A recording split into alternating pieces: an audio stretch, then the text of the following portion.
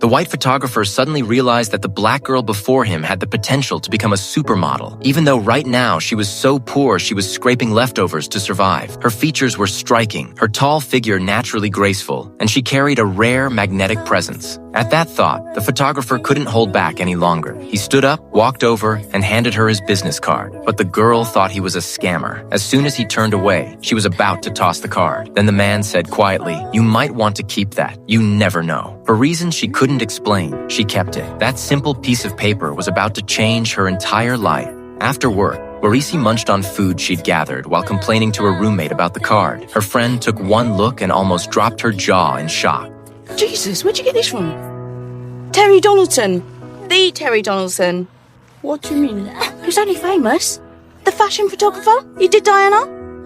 Just as her friend was urging her to give it a try, Warisi suddenly doubled over in pain. At the hospital, even the experienced doctor was visibly shaken by what he saw. Warisi had been born into a nomadic tribe in Somalia. There, when girls turned 3, they were taken to a traditional practitioner for what the tribe considered a rite of purity. It was a brutal custom that left scars both physical and emotional. Only those who survived were seen as worthy women in the tribe's eyes. Both of her sisters had died because Warisi was both lucky and cursed to survive. At 12, her father sold her to a 60-year-old tribal chief for 5 camels to become his 4th wife. Unwilling to accept that fate, she ran away the night before the wedding. Her mother saw it happen but said nothing. She couldn't control her daughter's life, so she prayed for her instead. With a small bundle and a pair of worn sandals, Warisi ran toward freedom. 9 years later, she ended up in London, living off scraps from trash bins by day and curling up on street corners at night to stay warm. Until one day, in a public restroom, she met a girl named Marilyn. Marilyn didn't judge her for being homeless. She took her in, gave her a couch to sleep on, and helped her find a job at a fast food restaurant. Grateful for the kindness, Warisi kept the place spotless, and the two became close friends. But one day, she accidentally walked in on Marilyn with a man. Raised to believe such acts were shameful, Warisi froze in shock.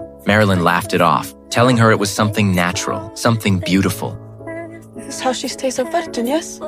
Until her wedding night, and then her man opens her. That's the way, isn't it?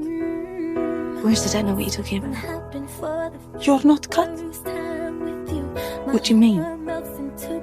Did they cut something away from you?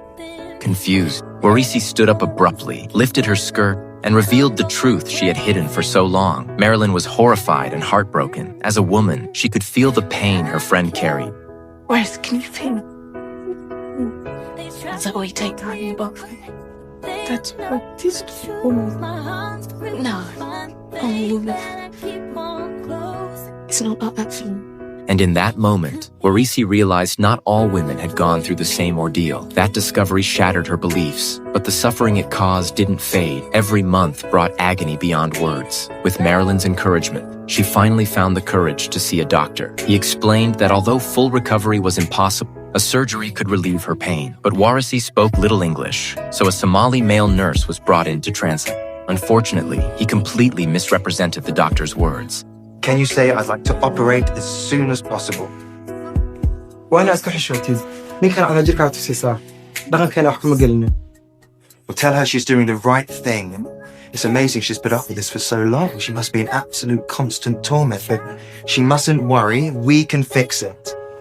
شو هدية بتشي واحد هي واحد سير سا والد كان تذكر يدقن كابل اسكو حشود وجي قام معك يكره هو إذا ما أكتر واحد سمين يسد.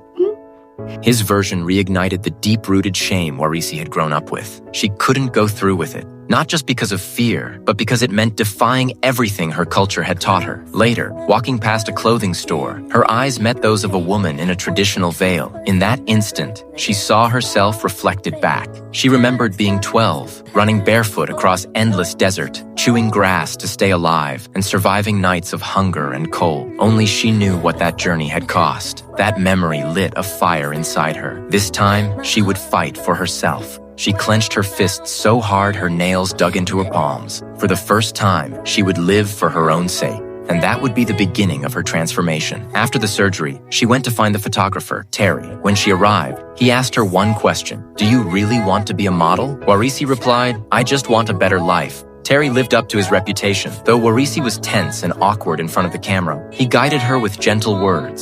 helping her open up and capturing every striking moment. Those photos became her ticket into a modeling agency. Even surrounded by glamorous girls, she always felt out of place. Even when she was given the last slot in every shoot, she never gave up. Her optimism never wavered. Warisi had never walked a runway, but she practiced in the narrow hallway of their apartment, again and again. She didn't know how to pose or smile for the camera, but she kept trying over and over. With talent and determination on her side, Warisi rose quickly, becoming fashion's newest darling. But success never comes easy. On her first overseas fashion show, she was stopped at customs. Her passport had long expired. If the situation couldn't be resolved, she faced deportation.